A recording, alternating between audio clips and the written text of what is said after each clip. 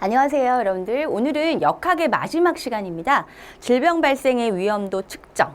그래서 여러 가지 공식에 대해서 볼 건데 대표적으로 교차비랑 상대 위험비는 미리 말씀을 드렸지만 오늘 자세하게 그런 공식들이 의미하는 게 무엇인지 보도록 할 거고요. 그 다음에 여러 가지 질병의 특성에 대해서 좀 보도록 하겠습니다. 교차비 보도록 할게요. 교차비. 개념은 환자 대조군에서 위험 요인, 흡연과 질병, 폐암과의 연관성 지표로서 교차비를 산출한다 라고 얘기했는데 우리 OR이라고 표현하고 오즙이라고 얘기를 하는데 우리 미리 아마 말씀을 드렸을 거예요. 교차비를 계산해야 되는 연구는 뭐라고 그랬죠? 교차비를 계산해야 되는 연구는 환자 대조군 연구다. 그다음 상대 위험비 또는 귀속 위험비를 계산해야 되는 연구는 뭐다? 코호트 연구다라는 걸 미리 얘기를 했습니다. 그래서 개념은 여러분들 미리 다 알고 계실 것 같아서 산출식으로 바로 들어가 볼게요. 그러면은 산출식은 여기 보시면은 이렇게 나와 있죠. 환자군에서 폭로되지 않은 사람분의 폭로된 사람, 환자군에서. 그 다음에 대조군에서 폭로되지 않은 사람분의 폭로된 사람. 즉, 교차비라고 하는 거는 대조군에서의 폭로되지 않은 사람의 폭로된 사람 대 환자군에서의 폭로되지 않은 사람의 폭로된 사람의 비를 얘기하는 게 바로 교차비다라고 얘기를 합니다. 그러니까 즉, 환자군과 대조군을 비교를 하기 때문에 그렇기 때문에 어떨까요? 네, 바로 환자 대조군 연구에서 적용을 하는 거죠. 그렇죠? 환자 대조군 연구에서. 그래서 방법은 간단하죠. 항상 이렇게 교차해서 계산을 하시면 됩니다. 그래서 BC분의 AD다. 이렇게 여러분들이 꼭 알아두시면 되겠습니다. BC분의 AD다. 이렇게 보시면 되겠죠? 그래서 우리 교차비의 의미를 먼저 이제 분석을 좀 해보면은 그렇다면 이 교차비라고 하는 거, OR이라고 하는 거 의미가 무엇일까? 자, 지금 교차비가 OR이 1보다 커요. 이거는 뭘까요? 환자군이 대조군에 비해서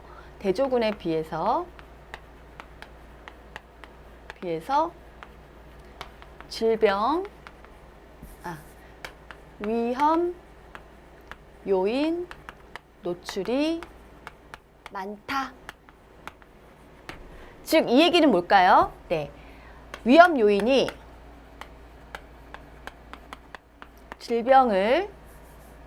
질병 발생률을 증가시킨다. 이렇게 봐야 되겠죠? 네. 대조군에 비해서 환자군이 훨씬 더 위험 요일에 노출이 돼서 질병 발생이 될 확률이 높은 게 바로 오주비가 1보다 많을 때입니다. 그럼 오주비가 1일 때 이걸 뭐라고 하냐면은 이거는 이제 같은 거잖아요. 그래서 별로 상관관계가 없는 거죠. 그래서 이거는 위험 요인과 질병 발생률이 관계가 없다예요. 관계성이, 연관성이 없다. 상관이 없다라는 얘기입니다. 그리고 오주비가 1보다 작을 때는 오히려 위험 요인이 질병의 반대로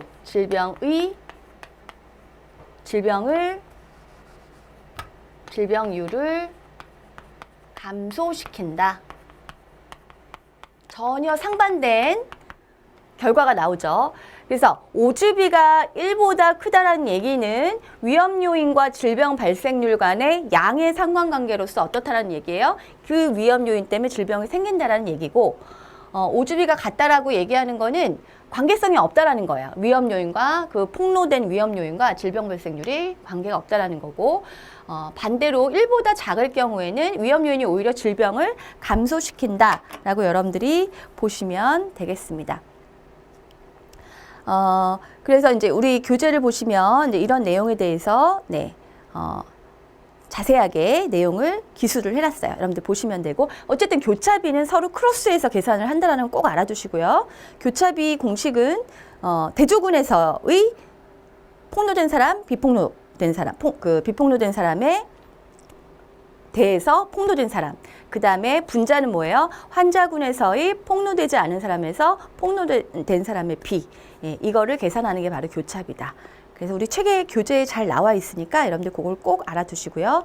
그 다음에 이제 좀 특징적인 게 짝짓기한 대상자에 대한 얘기예요. 이것도 잘 보면 그렇게 어려운 얘기가 아닌데 여러분들이 원리를 이해하면 쉬운데 헷갈릴 수가 있거든요. 우리가 애초에 교차비는 환자 대조군의 연구에서만 산출을 했었죠. 그런데 그 환자군과 대조군의 각각 폭로, 비폭로에 대한 비였단 말이에요. 그게 바로 이제 교차비였는데 이런 경우가 있어요. 짝짓기를 했어. 우리 짝짓기는 왜 한다고 그랬어요? 교란 변수를 없애기 위해서 짝짓기를 한다라고 얘기를 했습니다. 여러 가지 제3의 변수를 없애기 위해서 똑같이 동질하게 환자군과 대조군이 똑같은 컨디션으로 만들어주는 걸 우리가 짝짓기다라고 얘기를 했잖아요. 근데 이렇게 짝짓기를 하다 보니 똑같은 상태로 만들다 보니 중복되는 게 있어요. 자, A, B, C, D 다 볼게요. 지금 A를 먼저 볼게요. A는 대조군은 위험 요인 노출. 환자군도 위험 요인 노출이죠. 같아요. 그쵸? 같아. 그 다음에 B를 볼게요. B는 대조군은 위험 요인 비노출. 그 다음에 환자군을 봤을 때는 어때요? 위험 요인 노출이에요. 이거는 같지 않아요. 그쵸? 그 다음에 C 볼게요. C는 대조군으로 봤을 때는 위험 요인 노출. 환자군으로 봤을 때는 비노출. 이것도 같지 않아요. D를 봤더니 D는 어때요? 대조군으로 봤을 때 위험 요인 비노출, 그 다음에 환자군으로 봤을 때도 비노출이에요. 이것도 같아. 그런데 역학에서 이렇게 조건이 대조군하고 그 환자군이 이렇게 같은 거는 의미가 없어요. 서로 비교가 되지가 않죠. 연구 대상이 되지가 않죠. 그래서 이거는 제외해야 돼. 필요가 없어요. 같은 거는. 그러면 어떻게 계산을 해야 될까요? B분의 C로 계산을 해야 됩니다. 그래서 같은 거, 대조군과 환자군이 서로 노출, 비노출이 같은 거는 그냥 제외해버리고 C분의 B로 해야 되겠구나. C분의 B로 계산을 하시면 짝짓기한 환자 대조군 연구에서의 교차비가 나옵니다. 그래서 여러분들 이거 보시면 자, 환자군은 위험 요인에 노출되지 않고 대조군은 위험 요인에 노출된 경우, 그러니까 환자군과 대조군이 서로 상반돼야 돼요. 이게 분모고, 그 다음에 위에 분자는 환자군은 위험 요인에 노출되고 대조군은 위험 요인에 노출되지 않을 경우 요게 이제 짝이 되면서 C분의 B가 바로 교차비가 되는 거죠. 그래서 일반적으로 우리 교차비는 뭐였죠? 우리 교차비는 A, B, C, D에서 서로 이렇게 되기 때문에 A, D분의 B, C였잖아요. 교차비가. 그랬는데 이게 아니라 짝짓기를 한 환자 대조군 교차비에서는 서로 환자군 대조군이 똑같이 노출됐거나 똑같이 비노출된 거는 빼버리고 A와 D는 빼버리고 C분의 B로 계산을 한다라는 거 여러분들이 알아두시면 되겠습니다. 그래서 별로 어렵지 않으니까 여러분들 보시면 됩니다. 이게 이제 역학의 원리라고 할 수가 있어요. 환자군 대조군 똑같은 상태에서 연구가 불가능하거든요. 이제 비교 위험도를 볼게요. 비교 위험도. 비교 위험도는 이제 개념은 상대 위험도라고도 하고 우리가 RR이라고 얘기를 하기도 합니다. 그래서 비교 위험도는 폭로된 사람, 그러니까 비폭로된 위험 요인의 비폭로된 군의 발생률 대 폭로된 그 집단의 발생률을 서로 비교를 해보는 거죠. 그게 바로 이제 비교 위험도, 상대 위험도라고 하는데 연관성 강도에서 나왔었죠. 그래서 연관성 강도에서도 이 비교 위험도를 산출해야 된다라고 얘기를 했는데 산출 공식 보면은 이렇습니다. 그래서 얘는 아까 교차비는 이렇게 크로스해서 계산을 했죠. 얘는 비교 위험도는 이렇게 가로로 계산을 하시면 됩니다. 그래서 비폭로군에서의 질병 발생률, 폭로군에서의 질병 발생률 해서 결국은 이렇게 되죠. 이렇게 되면은 C 이렇게 되죠. 네, C 플러스 D 그래서 A 플러스 B 이렇게 되는데 이게 백분율로 되어 있으니까 서로 크로스해서 해야 되기 때문에 결과적으로는 요게 나오는 거죠. A, CD, C 곱하기 AB 요 B를 보면 되는 거겠죠. 그래서 요 비교 위험도도 여러분들이 산출 공식을 잘 알아두시고요. 그 비교 위험도의 의미는 뭐예요? 바로 비폭로군에서의 질병 발생률 대 뭐예요? 폭로군에서의 질병 발생률이다 라고 보시면 됩니다. 이것도 역시 의미를 봐야 돼. 의미가 RR이 비교 위험도죠. 만약에 RR이 1보다 크다라는 거는 위험 요인에 노출이 질병 발생의 원인일 가능성이 높다라는 거죠. 이게 바로 RR보다 크다. 그러니까 이거는 양의 상관관계다라고 얘기를 해요. 양의 상관관계다. 즉 폭로된 그런 위험 요인에 폭로된 군이 질병 발생률이 높다라는 얘기니까 결국은 뭐예요? 그 위험 요인이 질병을 발생시키는 원인이 된다라고 볼 수가 있겠죠. 그러니까 RR하고 1하고 같을 경우에는 서로 상관이 없다라는 거예요. 상관이 없다. 질병 요인과 그 위험 요인과 질병 발생률 사이에 상관성이 없다라는 거. RR보다 작을 때는 어떤 거예요? 위험 요인이 오히려 질병을 예방하는 효과가 있다라고 여러분들이 파악을 하시면 되겠죠. 그래서 이거는 우리가 음의 상관관계라고 얘기를 합니다. 음의 상관관계라고 표현을 하죠. 그래서 이렇게 보시면 됩니다. 그래서 비교 위험도 교차비의 관계 보시면 우리 교재에도 나와 있고 우리 한번 이것도 볼까요? 계산하는 문제가 나왔어요. 네. 자, 비교 위험도와 교차비의 관계는 요거 참고하시면 되고요. 여기 환자군, 대조군 각각 있고 폭로, 비폭로가 있습니다. 이때 RR을 구할 거면 RR은 어떻게 하라고 그랬어요? 이렇게 세로로 곱하라고 그랬죠. 그래서 네, 지금 A 플러스 B니까 4 플러스 19,996명을 해야 되겠죠. 그럼 2,000명이죠. 분자는 9에 적고 네, 분모는 어떻게 되나요? 여기 가로로 해야 되니까 2 플러스 이 숫자를 하면은 또 2,000이 되죠. 그래서 요거를 계산했더니 2가 나왔어요. 이게 바로 RR이고요. 그 다음에 OR, 오주비를 구했더니 어떻게? 교차해야 되겠죠? 네, 교차해야 되기 때문에 이렇게 하면 되겠죠. 그래서 이렇게 구하면은 결국은 또 2가 나왔네요. 그래서 지금 RR과 OR이 같은 숫자로 나왔습니다. 그래서 어렵지 않죠. 그래서 여러분들 이것도 같이 보시면 될 것 같고요. 그다음 귀속 위험도에 대한 개념을 좀 볼게요. 귀속 위험도라고 하는 거는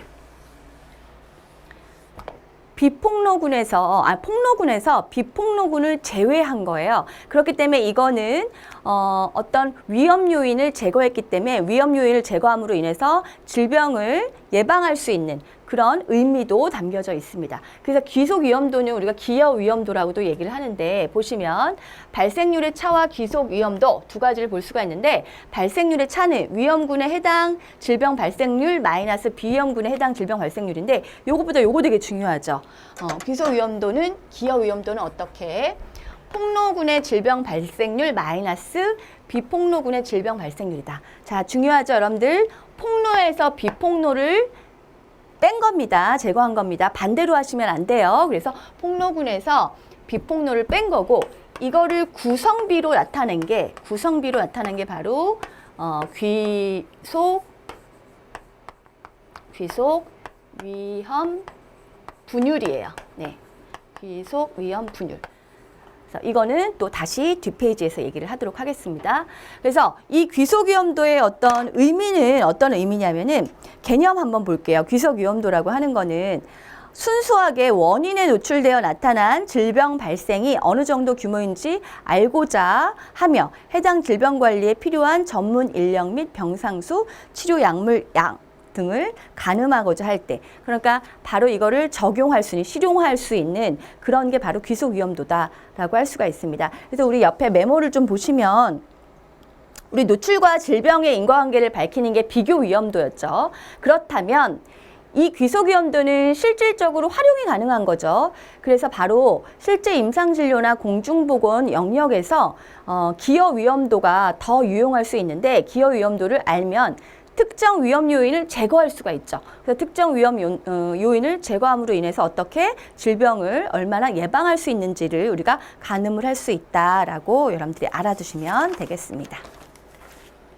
그래서 귀속 위험도 백분율도 한번 볼게요. 귀속 위험도 백분율은 귀속 위험도를 어떻게 분율로 구성비로 나타낸 게 바로 귀속 위험도 백분율이다라고 얘기했는데 아까 우리가 귀속 위험도는 요거였죠. 폭로군 마이너스 비폭로군이었는데 귀속 위험도 백분율은 분모에 뭐가 있어요? 폭로군에서의 질병 발생률이 분모로 있죠. 그래서 여러분들 헷갈리시면 자, 분모랑 여기 첫 번째, 분자의 첫 번째랑 같다라는 거 알아두시면 조금 여러분들 이해하기가 편하시겠죠? 그래서 폭로군에서의 질병 발생률 분해. 그 다음에 이거 귀속 위험도잖아요. 그쵸? 그래서 폭로군에서의 질병 발생률 마이너스 비폭로군에서의 질병 발생률 곱하기 100분율로 나타냈으니까 이거 여러분들이 알아두시면 되고요. 그 다음에 이제 인구 집단 귀속 위험도인데, 자, 인구 집단 귀속 위험도라고 하는 거는 또 조금 특이하죠. 여기 보시면 분모가 뭐예요? 전체 인구의 질병 발생률이에요. 아까 귀속 위험도 100분율에 폭로군에서의 질병 발생률이었잖아요. 근데 우리가 인구 집단의 귀속 위험도를 구할 때 또는 인구 집단 귀속 위험분율을 구할 때 왜 여기 분모가 전체 인구가 되느냐? 여기도 왜 전체 인구가 되느냐? 우리 집단에서 계산을 할 땐 집단에 폭로군, 비폭로군이 다 포함이 돼 있어요. 그래서 여기 굳이 폭로군이라고 얘기하는데 어폐가 있는 거죠. 그래서 어떻게 분모는 전체 인구의 질병 발생률 분해, 이것과 분모와 우리 분자의 첫 번째는 같다라고 했죠. 그거 머릿속에 염두에 두시고요. 전체 인구 질병 발생률 분해, 비폭로군의 질병 발생률 곱하기 100이 100분율이고요. 그 다음에 귀속 위험도는 전체 인구 질병 발생률 분해, 비폭로군의 질병 발생률을 제외한 그 공식이 바로 인구 집단 귀속 위험도다 또는 기여 위험도다. 이렇게 여러분들 같은 말로 알아두시면 되겠습니다. 중요한 공식은 다 해봤어요. 그래서 여러분들 꼭 알아두셔야 될 게, 자, 귀속 위험도랑 비교 위험도를 산출할 수 있는 건 뭐라고요? 바로 코호트 연구예요. 그리고 환자 대조군 연구에서 산출할 수 있는 건 뭐다? 교차비다. 꼭 알아두셔야 돼요. 왜? 시작부터가, 연구 시작부터가 환자 대조군은 환자와 대조군에서 시작을 하잖아요. 그리고 코호트 연구는 어디서 시작을 합니까? 폭로군과 비폭로군에서 시작을 하잖아요. 그렇기 때문에 산출할 수 있는 비가 다른 거죠. 그래서 다시 한번 환자 대조군은 교차비, 코호트 연구는 후양적 코호트 연구는 뭐라고요? 네, 귀속 위험도나 또는 상대 위험도, 비교 위험도를 산출할 수 있다는 거 꼭 여러분들이 알아두셔야 될 것 같습니다. 자, 다음 볼까요? 감염병 유행과 유행 조사. 우리 미국 보건협회에서 유행의 정의와 요소를 정의를 내렸는데 한번 쭉 읽어보시면 될 것 같아요. 유행이라고 하는 거는 주어진 인구 집단, 개인이 아니라 인구 집단이어야 된다는 거, 비교적 짧은 기간에 우리 기술역학에서 여러 가지 뭐 지역적인 거, 시간적인 거, 인적인 거 얘기를 하면서 지역적인 거에 대한 얘기를 할 때 유행성이다. 그러니까 그 전염병이 유행성으로 나타난다. 그럴 때 뭐라고 얘기했냐면 짧은 기간에 토착성 이상으로 많이 나타나는 걸 얘기를 했었잖아요. 그래서 유행이라고 하는 건 뭐냐면 짧은 기간에 나타나야지 우리가 유행이란 말을 씁니다. 그거 알아두셔야 되고, 그다음에 임상적 특성이 비슷한 증후군이 서로 생기는 거를 우리가 유행성 정의, 유행의 정의 또는 요소라고 하고요. 통상적으로 기대했던 수 이상으로 발생해야 된다. 아까 제가 얘기했듯이 우리 기술역학에서도 얘기를 했습니다. 기술역학에서 얘기했듯이 토착성 이상으로. 토착성이라고 하는 건 어떤 특정 지역의 그 특성 때문에 그 지역에만 나타나는 수준인데 그거 이상, 일상적인 수준 이상으로 나타나는 걸 우리가 유행성이다라고 얘기를 했잖아요. 그래서 유행의 정의와 요소는 객관식으로 만약에 나오면은 여러분들 맞추실 수 있도록 하시면 되고요. 그다음에 감염병 발생 3요소를 보면은 우리가 감염병이 생기려면은 3가지 요소가 필요합니다. 일단 감염원이 필요하겠죠. 그렇죠? 그다음에 두 번째는 감염 경로가 필요하겠죠. 그 다음에 세 번째가 바로 뭐냐면요. 감수성 있는 숙주. 필요하겠죠. 감염원이라고 하는 거는 질병을 일으키는 병원체가 될 수도 있고 병원소가 될 수도 있고 병원체, 네, 또 병원소, 뭐 매개체 여러 가지가 될 수 있어요. 이런 것들이 다 질병을 일으키는 감염원이 되죠. 감염 경로라는 거는 직간접, 매개체가 있는 경로는 우리가 간접 경로라고 간접 전파라고 하고 매개체가 없는 거는 우리가 직접 전파라고 하죠. 예를 들면 공기 전파 같은 거. 여러 가지 감염 경로를 통해서 질병이 발생을 하는데 이 감염 경로가 질병이 잘 생길 수 있는 유리한 경로를 형성을 했느냐. 이제 이런 것들이 감염을 일으키는 발생의 요소이고요. 감수성이 있어야 돼. 숙주가 아무리 감염 경로가 좋고 감염 경로가 질병을 잘 일으키도록 유리하고 감염원도 충분하고 이렇다고 해도 숙주가 면역력이 높으면 질병은 생기지 않아요. 감염병은. 그래서 감수성 있는 숙주가 감수성이 있어야지만 질병이 생긴다라는 거 여러분들이 알아두시면 되겠습니다. 자, 그 다음에 이제 감염병 유행의 3대 조건이거든요. 감염병 유행의 3대 조건. 감염병이 유행하려면 첫 번째 병원체 양이 충분해야 돼요. 네, 병원체 양이 충분해야지만 질병을 일으킬 수가 있습니다. 두 번째는 전파체가 충분해야 돼. 우리 이거 감염 발생 3대 요인하고 많이 다르지 않죠? 질병을 일으키는 3대 조건이에요. 그 다음에 세 번째가 바로 뭐냐면은 역시 감수성 있는 숙주. 이렇게 판단을 하시면 되겠죠. 그래서 이런 것들이 이제 질병을 잘 일으키는 조건이다라고 여러분들이 알아두시면 되겠습니다. 자, 그다음에 유행조사의 정의와 목적 단계. 이거 여러분들이 한번 읽어보시면 될 것 같고요. 그다음에 이제 본격적으로 유행조사를 그러면 단계별로 어떻게 하느냐 한번 살펴보도록 할게요. 쭉 볼까요? 5단계까지 있는데 유행조사 1단계에서는 일단 여기 유행의 확인과 크기를 측정을 합니다. 그래서 여러 가지 곡선을 볼 거예요. 유행 곡선을. 그리고 두 번째가 바로 뭐냐면은 여기서 곡선을 보는구나. 유행조사 2단계에서는 유행질환의 기술 역학적 분석. 그래서 여러 가지 유행하는 그 질환의 시간과 환자 수에 대해서 어떤 형태를 보이는지 곡선을 볼 거고요. 그 다음에 쭉쭉쭉쭉 넘겨서 3단계에서는 유행 원인에 대한 가설을 설정을 할 건데 이 가설을 설정하기 위해서는 전제 조건이 필요해요. 가설을 설정할 때 어떻게 해야 되는가? 이거를 한번 법칙을 좀 보도록 하고요. 4단계에서는 분석 역학적 연구를 통한 가설을 설정을 할 건데 여러 가지 방법이 있죠.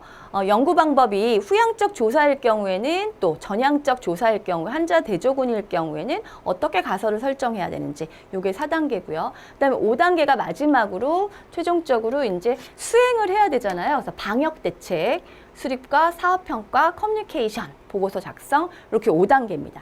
그래서 여러분들 일단 1단계는 어떤 게 이루어지고 2단계, 3단계, 4단계, 5단계 각각의 유행조사를 위해서 어떤 게 이루어지는지 좀 파악을 해두시는 게 좋겠죠. 1단계에서는 일단 유행을 확인을 하겠죠. 그래서 어떤 식으로 발생이 되는지 환자 또는 의심되는 사례들을 발생을 정확히 파악을 하고 어떤 양상으로 생기는지 이런 것들을 분석을 해야 되겠죠. 그리고 이제 케이스를 봐야 되고 사례를 정의를 해야 되고 그다음에 유행에 확인해서 유행 여부 확정을 해야 되는 거. 유행 여부를 확정하는 거. 그래서 이런 것들이 바로 이제 1단계에서 이루어져야 할 유행의 확인과 크기 측정이고요. 그다음에 이제 2단계가 좀 중요한데 곡선이에요. 여기 곡선. 유행 곡선의 작성인데 여러 가지가 있습니다. 단일봉 유행 곡선이 있고 그다음에 또 여러 가지 다봉형이 있어요. 근데 일단 단일봉부터 볼게요. 단일봉은 지금 여기 Y축은 환자 수예요. 그 다음에 시간축은 X예요. X는 시간축이에요. 그래서 단일봉 유행곡선일 경우에 이렇게 그냥 단일봉이 이렇게 형성이 됐어요. 이럴 경우에는 뭘 의미를 하냐면은 이런 경우에는 공통 오염원의 노출이에요.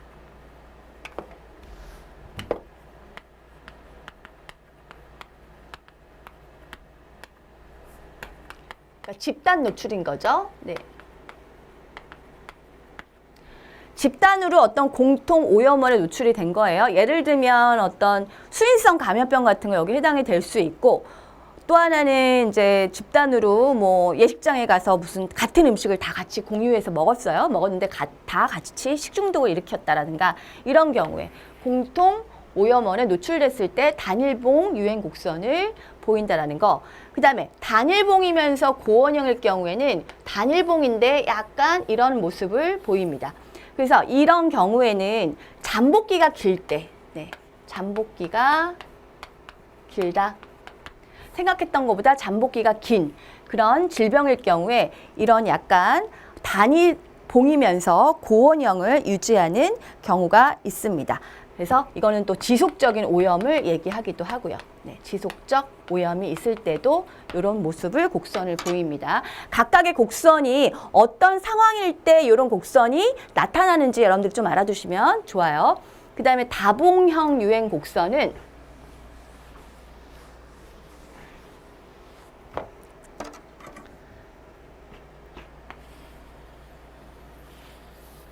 이렇게 다봉형이라고 했는데 2개 이상이면 우리가 그냥 다봉형으로 봅니다. 그래서 봤더니 지금 이렇게 봉우리가 2개가 있죠. 그래서 이거는 보통 간헐적으로 질병이 발병했을 때 간헐적으로. 예를 들면 모 고등학교에서 급식으로 인해서 어떤 식중독이 생겼다.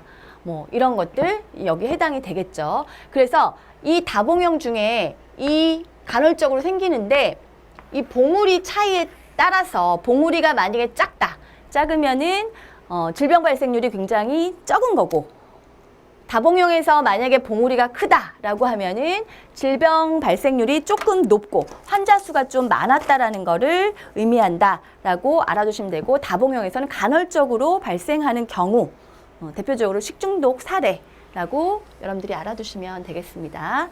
그 다음에 이제 마지막으로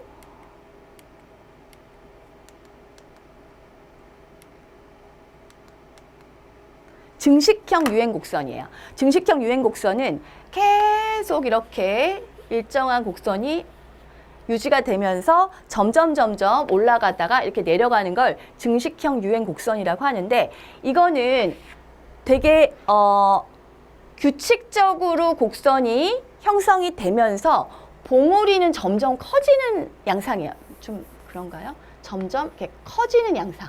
네. 이런 식으로. 이게 증식형 유행 곡선인데, 이거는 어떤 경우냐면 호흡기 질환 유행. 여러 가지 뭐 홍역이라든가 뭐 디프테리아든가 여러 가지 사스라든가 신종플루라든가 이런 호흡기 질환들은 어떤 조치를 취하지 않으면 지속적으로 생기거든요. 그러니까 지속적으로 생기면서 점점 어때질까요? 점점 심해지는 거죠. 그래서 지속적으로 레귤라하게 증식을 하면서 봉우리가 커지는 거죠. 이게 바로 증식형 유행 곡선으로 어떨 때 볼 수 있다? 호흡기 질환이 유행할 때 우리가 확인을 할 수 있다. 라고 여러분들이 알아두시면 되겠습니다. 그럼 자, 유행 곡선을 통해 우리가 알 수 있는 정보들이 무엇이 있을까? 우리 교재 좀 볼까요?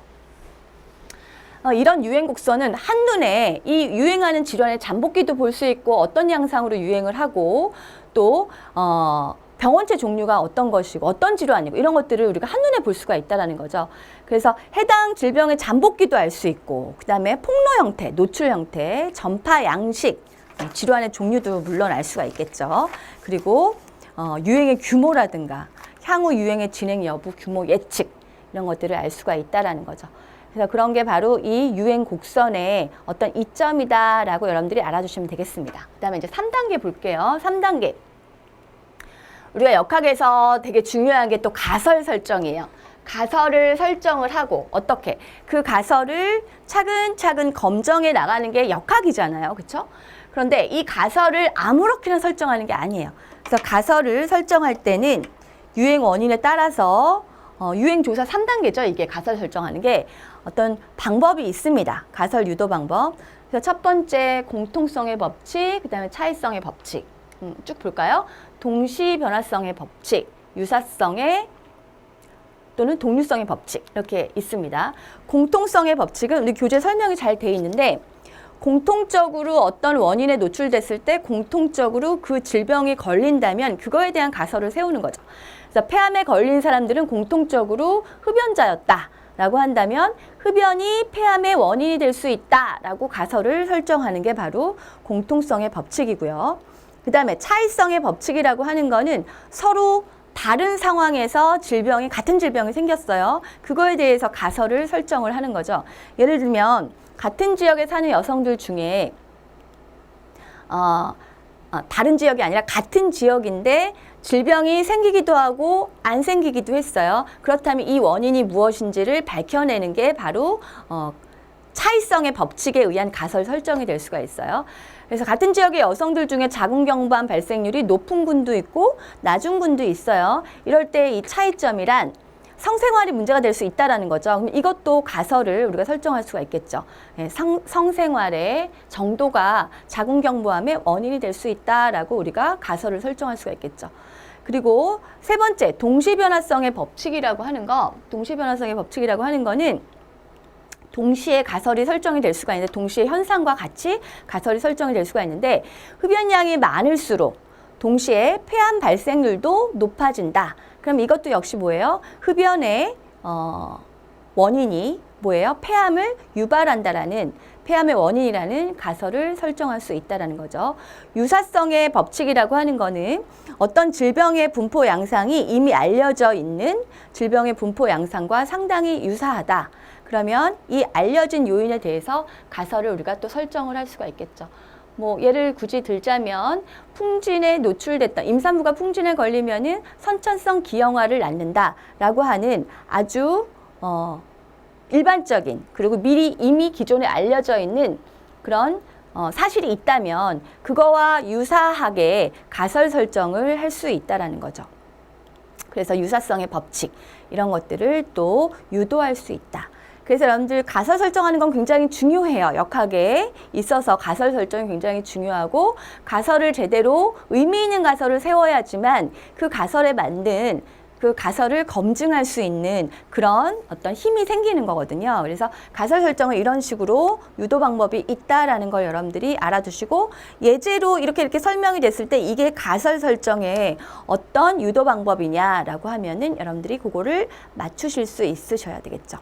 자, 그다음에 이제 가설 설정을 함에 있어서 세 가지 가설 설정이 불가능한 경우가 있어요. 가설 설정이 불가능한 경우. 네. 이게 바로 뭐냐면 우리 교재 보시면 첫 번째, 예외적인 항목이죠. 첫 번째, 원래 있었던 토착성 환례라든가, 두 번째, 진단이 잘못되었을 경우라든가, 세 번째, 가설로 설정한 감염원 이외에 다른 원인이 있어요. 다른 감염원이 있어요. 다른 전파 방식이 있어요. 이럴 경우에 가설로서의 인정을 받을 수가 없다는 거죠. 그래서 가설 설정이 불가능하다라는 거 여러분들이 알아두시면 되겠습니다. 자, 그 다음에 이제 네 단계인가요?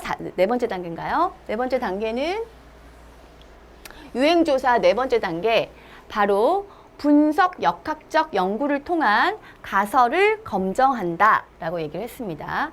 그러면 분석 역학적 연구를 통해서 가설을 검증할 때 우리 되게 여태까지 연구 방법론에서 연구를 되게 여러 가지를 봤는데, 뭐 후향적 조사도 있고 또 뭐 후향적 코호트 조사, 환자 대조군 조사 여러 가지가 있어요. 그러면 한번 차근차근 보도록 할게요. 네, 후향적 조사라고 하는 거는 여러분들 우리 연구 방법론에서 이제 배우셨지만 대표적으로 환자 대조군 연구라든가 후향적 코호트 연구가 이제 여기에 해당되는데, 이 후향적 조사의 특징은 이미 기본적으로 역학조사의 시작이 이미 유행 원인 제공과 그 결과인 질병 유행이 모두 일어난 시점에서 시작되는 그 연구가 바로 후향적 조사라는 거죠. 그래서 이게 시간적으로 우리가 후향적 조사다라고 얘기를 하는데, 그 유행적 조사, 그 유행 조사에서 분석 역학 연구에는 아까 얘기했듯이 그 두 가지, 코호트의 후향적 연구하고 환자 대조군 연구가 대표적이다라는 거를 알아두시면 되고요. 그 다음에 역학 조사 방법의 선택 시 고려사항은 이제 후향적 코호트 연구가 있고요. 환자 대조군 연구가 있는데, 후향적 코호트 연구는 여기 보시면은 보통 학교나 수용시설 등 잘 정의된 집단에서 발생한 유행이고, 유행의 규모가 감당할 수 없을 정도로 크지 않다면 후향적 코호트 연구 방법이 추천된다. 즉, 후향적 코호트 연구라고 하는 건 역학조사 방법을 고려를 할 때 그렇게 집단 발생이 유행이지만 유행의 규모가 그렇게 크지 않은, 크지 않은 그런 집단에서는 후양적 코호트 연구 방법이 추천된다라고 보시면 되겠고요. 그 다음에 또 우리가 반복해서 제가 여러 번 얘기를 했는데 후양적 코호트 연구 방법에서 우리가 산출할 수 있는 공식은 뭐라 그랬죠? 비교 위험비, 즉 상대 위험비다 라고 얘기를 했습니다. 그래서 이런 것들을 계산해서 비교적 정확한 조사 방법을 선정을 할 수가 있겠죠. 그리고 환자 대조군 연구도 역시 위험에 폭로된 집단이 불분명하거나 유행의 규모가 너무 큰 경우에 자원이 또 부족한 경우에 환자 대조군 연구가 현실적인 대안인데 사실은 후양적 연구가 더 좋은 방법이긴 후양적 코호트 연구가 더 좋은 방법이긴 합니다. 왜 좋으냐면 환자 대조군 연구에 비해서 시간 선후 관계를 분명하게 확인할 수가 있다라는 거. 그러니까 불분명하지가 않다라는 거. 그런 면에서 보면은 환자 대조군 연구보다 훨씬 좋은 방법이긴 하지만 여러 가지 비용 또는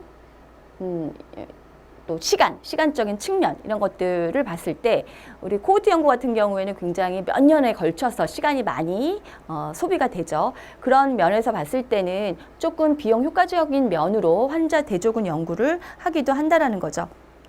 근데 질병 발생률이 높을 경우에는 비교 위험도를 수정할 수 없다는 한계가 있다라는 거죠. 요거는 우리가 미리 다 봤지만 그래도 한 번 더 강조를 할게요. 그래서 환자 대조군 연구에서는 보통 비교 위험도를 추정하지 않고 어떤 거를 우리가 산출할 수 있나요? 바로 교차비를 산출할 수 있다라고 여러분들이 이미 배우셨을 거예요. 그다음에 이제 마지막으로 유행조사 5단계를 좀 볼까요? 유행조사 5단계. 여태까지 이제 유행조사 1단계, 2단계, 3단계, 4단계를 다 봐왔는데 이제 5단계를 보면 유행관리 사업 평가와 커뮤니케이션이에요. 커뮤니케이션인데 여기 보시면 방역대책, 관리대책, 수립과 사업평가, 그다음에 커뮤니케이션 보고서 작성 이렇게 5단계 되어져 있는데 여태까지 여러 가지 무슨 유행 곡선을 통해서 유행 여부라든가 유행 형태 이런 거 다 조사를 했고요. 또 가설을 설정을 해서 그 가설을 어떻게 연구를 했죠. 연구를 해서 어떻게 했나요? 가설을 검증을 했잖아요. 그래서 무슨 환자 대조군 연구를 하기도 했고 분석학적으로 그다음에 또는 코호트 연구를 하기도 했고 이런 연구를 통해서 우리가 가설을 검증을 했다면 설정된 가설을 검증을 했다면 이제 마지막 단계에서는 최종적으로 유행관리 사업 평가를 하고 커뮤니케이션을 하는 거 이게 굉장히 중요하죠. 커뮤니케이션이라고 하는 거는 어떤 제도적인 장치를 마련을 할 때 보건 정책을 마련을 할 때 유행에 대한 것들을 다 조사를 한 내용들을 적절하게 보고서를 작성해서 보고를 해야지만 서로 부서 간에 커뮤니케이션이 이루어질 수 있고 그로 인해서 어떻게 보건 정책을 알맞은 정책을 우리가 확립할 수 있겠죠.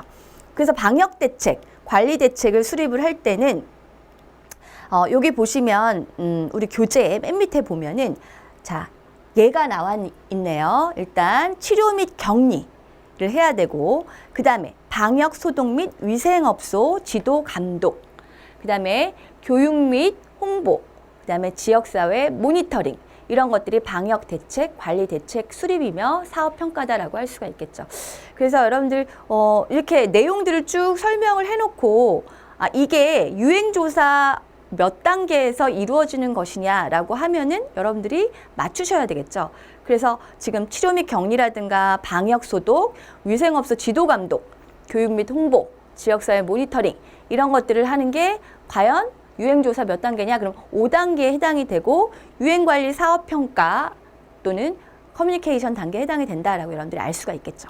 그 다음에 마지막으로 커뮤니케이션 보고서 작성이죠.